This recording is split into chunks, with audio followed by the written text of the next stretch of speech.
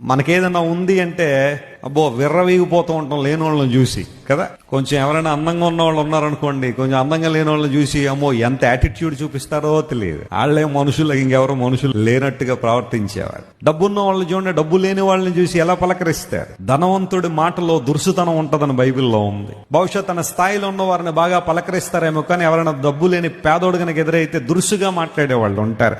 ఎందుకంటే నాకు డబ్బు ఉంది, నీకు డబ్బు లేదు అని. జ్ఞానం ఉన్న వాళ్ళు చూడండి, జ్ఞానం లేని వాళ్ళని కొన్ని సందర్భాల్లో ఏమీ చదువుకోలేని వాళ్ళని భయంకరంగా సంబోధిస్తూ ఉంటారు, లేదా వారిని అసలు పట్టించుకోరు. భేదలను తృణీకరించి వాడు సృష్టికర్తను ఏం చేస్తున్నాడట, వెక్కిరిస్తున్నాడని బైబిల్లో రాయబడింది. దేవుడు నీకు ఇచ్చాడా, సంతోషించు. ఒక కార్ నీకుందా, సంతోషించు. అంతేగాని సైకిల్ మీద వెళ్తున్నాడిని ఎరా మీ బతుకులు ఎప్పుడు ఇంతేనేట్రా, సైకిల్ మీద తిరుగుతారా అని అనద్దు ఎప్పుడు కూడా. ఒకప్పుడు నువ్వు కూడా అదే సైకిల్ మీద తిరిగిన వాడవే కదా. మంచి బట్టలు నీకున్నాయి, లేని వాళ్ళని చూసి ఎప్పుడు కూడా చీదరించుకోవద్దు. అవకాశం ఉంటే నీ బట్టలు ఒకటో రెండో జతలు వాళ్ళకి ఇవి.